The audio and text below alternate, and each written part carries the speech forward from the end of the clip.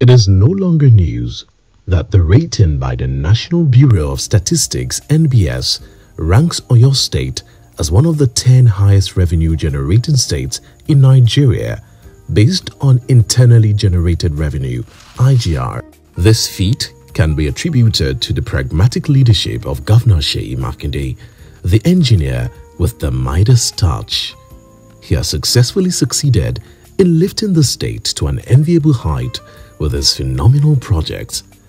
This transformation is responsible for the influx of investors into the state to tap from the benefits inherent here. Stakeholders in the tax industry also picked Oyo State as the place to hold the 157th Joint Tax Board meeting, all thanks to the peace that exists in the state.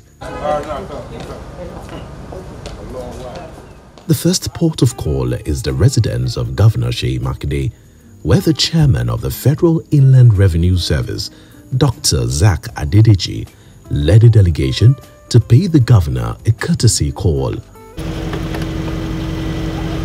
Next is the business of the day, the meeting of the Joint Tax Board of Nigeria, the convergence of stakeholders and experts to address the tax-related matters, evolve a workable, effective and efficient tax system across the states, as well as find amicable solutions to challenges of tax jurisdiction, among others.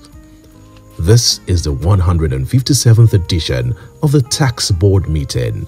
The Federal Inland Revenue boss in his address says, the meeting is deliberate and to fashion out ways of relieving the burden of the poor instead of compounding their burdens with more taxes. What I would not expect is to define system that will tax informal sector. The only thing is to formalize the informality of the sector. Because if you think shoemaker are informal, tailor are informal, so what will you say Gucci is? What is Louis Vuitton? Are they not shoemaker? Are they informal? But they formalize them, and which I think the use of data will do. So I want the focus to be on how to formalize the informal sector, not defining system, how to collect money from market women. No, it is how are we going to formalize the operation of market women and men so that they can fit into existing tax law that we have. On the part of the state, the current administration says it has built the template not only to improve internally generated revenue, but to increase the prosperity of the people. From our experience in the Oyo State Internal Revenue Service, we have been that with regards to widening the tax net and improving revenues, there is no mountain too great to climb, and there are no challenges too huge to surmount once the right approaches and measures are taken.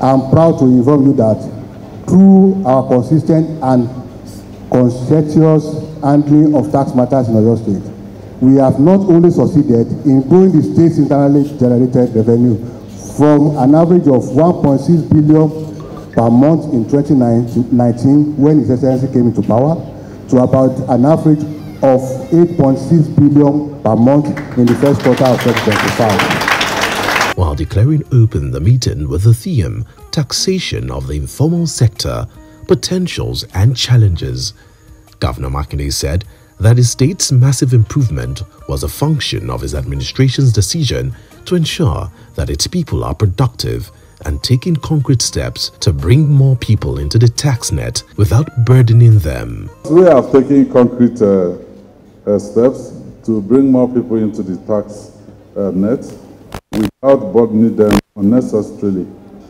So our initiatives include mass tax education, where you let people know you want services, we have to find a way to pay for it. Governor Makinde called for effective and inclusive solutions to Nigeria's tax challenges, particularly in addressing the informal sector and improving the system, stating that for the country to break the poverty barrier and record increased economic prosperity, it must rely less on natural resources and move towards mobilizing its people to be productive and to possess knowledge, skills, and engage in intensive productivity. economic prosperity cannot be based solely on your natural resources. For you to have economic prosperity, you must ensure that you go out there, mobilize your people. You must have knowledge and skills. And you must also have intensive production. You must produce something. That is when you can move from being resource rich to economic prosperity. On the concerns for artisans and low-income earners, tax experts say efforts are on the way to ensure they are not made more vulnerable but productive and responsible. The mantra of this government is not to tax poverty, but to tax prosperity. Not to tax seeds, but to tax fruits. And one of the ways to achieving this is to get people to formalize, those in businesses, to formalize. The focus of the tax authority is to ensure that the economy thrives. And when it thrives, then we're able to tax the profit that they make. So essentially what we are trying to do in the informal sector is that even the bar is going to be raised in such a way that the people at the lower pyramid will pay little or nothing, but they will be in the tax net. So we'll help them to grow, formalize their business so that they will now become taxable when they earn more than the threshold which has been set. Today, there are so many organizations and individuals in the informal sector that have no business being in the informal sector, but they choose to hide under the informal sector so they can, avoid taxes or completely, evade taxes. So we can distill, using data, using technology, we can distill, separate those that should be subjected to taxes from those whose income are below the tax threshold. So data is the key. The various sessions held during the meeting was an avenue for these tax experts to proffer more strategic ways that will benefit all strata in the Nigerian economy. Even yet, the evil one in some people could suddenly crush your dream and make you vulnerable. But hold on. Someone, somewhere could be saying something and will say something. Be your brother's keeper. If you see something, say something. The security of life and property is a collective responsibility. If you see something, say something by calling 615 and the emergency response team will be there. Or call 090 7449 1249 or visit Oyo State Crime Alert platform. The Oyo State Governor, His Excellency Engineer Makinde, says a big thank you for your support to keeping the Paysetter state safe and secure.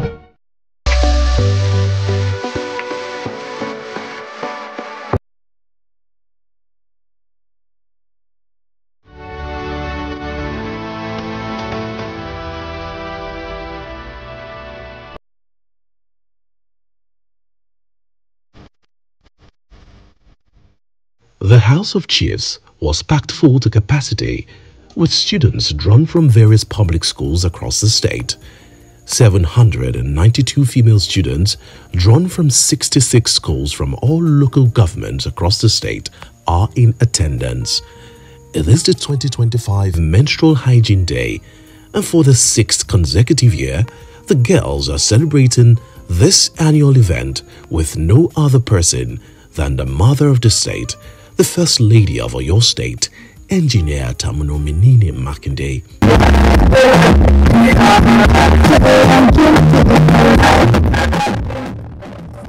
Menstrual Hygiene Day, observed annually on May 28th, is dedicated to breaking taboos and raising awareness about the importance of menstrual hygiene management. These young ladies have been selected to be part of this year's event. Speaker after speaker, they take the girls through an open conversation on how to prevent health risks and ensure the menstruation is managed with dignity. Do not let anyone bring you down or make you feel bad about yourself anytime you are on your period.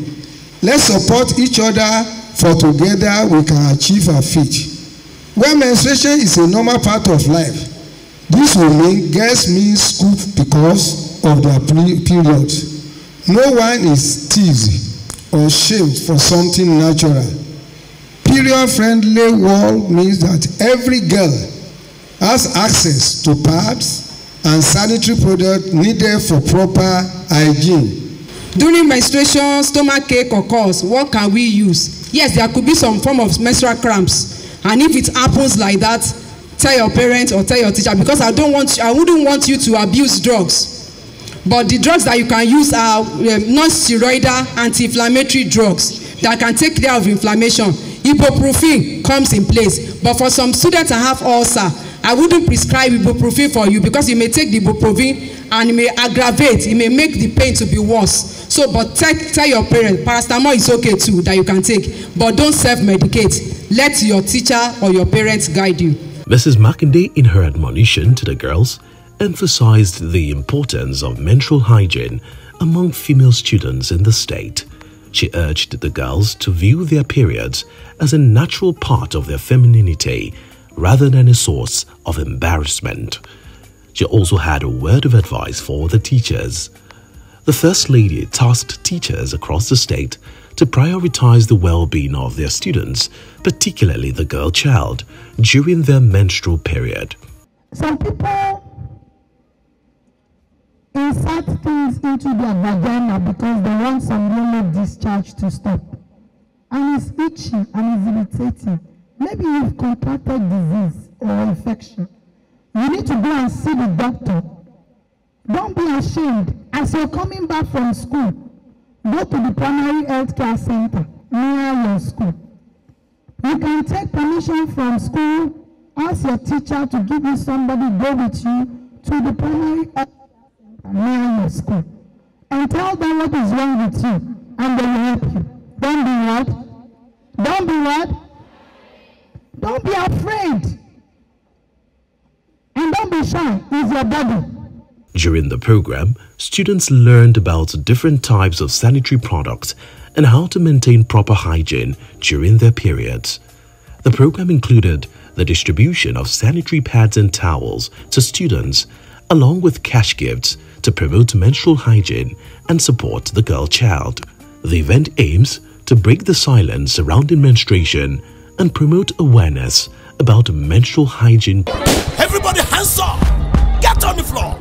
Now! Emergencies can happen anytime and anywhere. What would you do? How would you protect your family when it's just you and your family at the most critical moment of the night? What would you do in times when fire is everywhere? When nature is at its worst and things are beyond your control? Who do you call? You can call the Oyo State Citizens Inquiry number 615. Call is free at any time, and the emergency response team would be there to rescue you. The security of life and property is a topmost pillar of priority to the government of Oyo State. The Oyo State's Governor, His Excellency Engineer Makinde, says a big thank you for your support to keeping the Payseta State safe and secure.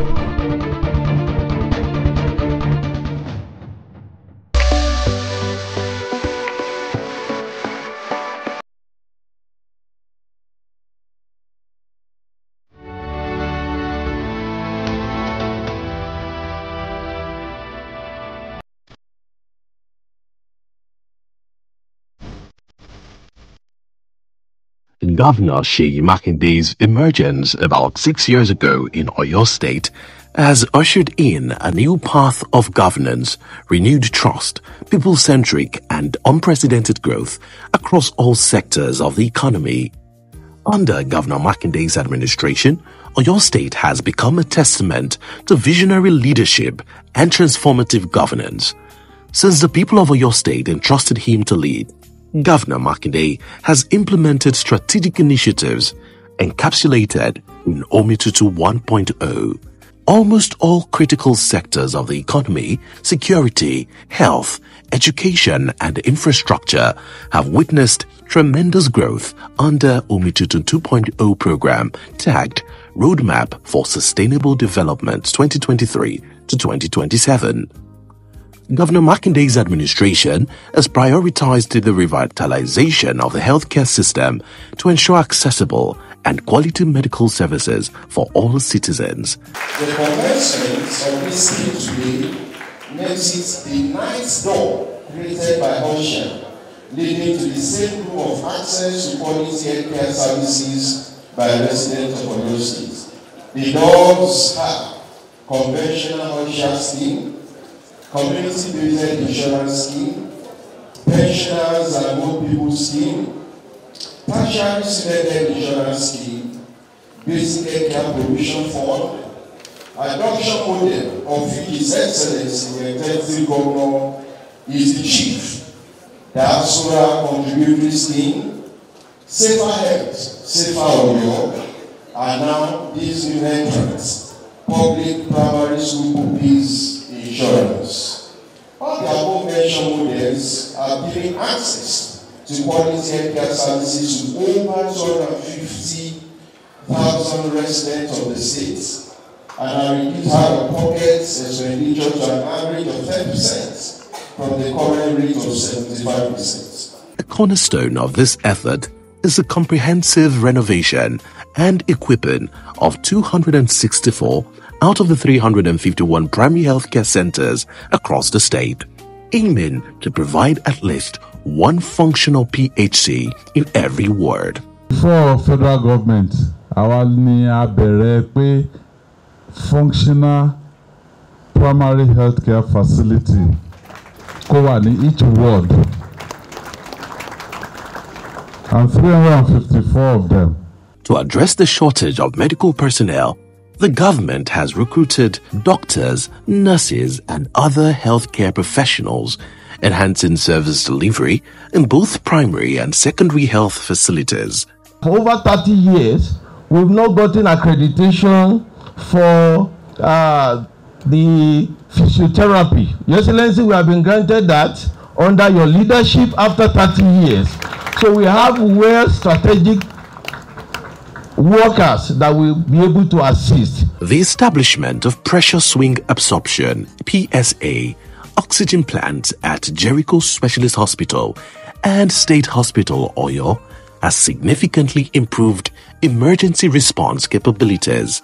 To strengthen healthcare financing and accessibility, the administration of Governor Makinde has increased enrollment in the Oyo State Health Insurance Scheme from 45,000 to 300,000 beneficiaries. Oyo State Health Insurance paid up to 735,366,023 core as capitation to all accredited hospitals in 2024 alone. Through this, heads of various hospitals have made significant headway in infrastructural upgrade of their facilities, procurement of essential tools, provision of drugs and consumables. Additionally, the implementation of a drug revolving scheme in 26 PHCs ensures the consistent availability of essential medicines. Oyo State Hospital Management Board also got the mandate of His Excellency to recruit new staff in order to improve the working strength and serve more people in the state without undermining the quality. These concerned efforts have yielded measurable outcomes, including a reduction in maternal mortality from 296 to 244 per 100,000 live births and an improvement in neonatal mortality rates. Our health system has seen unprecedented transformation through robust investments in net infrastructure, human resources, and system strengthening initiatives. The Free Health Mission of the Makinde administration has also assisted in great measure, taking healthcare delivery to the doorstep of the vulnerable ones at no cost. These interventions were designed to bring healthcare directly to the people, particularly the underserved communities, and have since become a cornerstone of our public health strategy. The most recent is the handing over of various medical equipment to the management of the Ring Road State Hospital at Dioyo, Ibadan. The governor, who was represented by the executive assistant on administration, Reverend Idowu Ogedengbe, said that the delivery of the equipment was in line with the government's vision to elevate specialist hospitals like the Ring Road State Hospital to the standard of university teaching hospitals in the area of training and healthcare delivery through the provision of necessary medical equipment. So, hand over the following equipment that were supplied to the Ring Road State Hospital by Oyo State.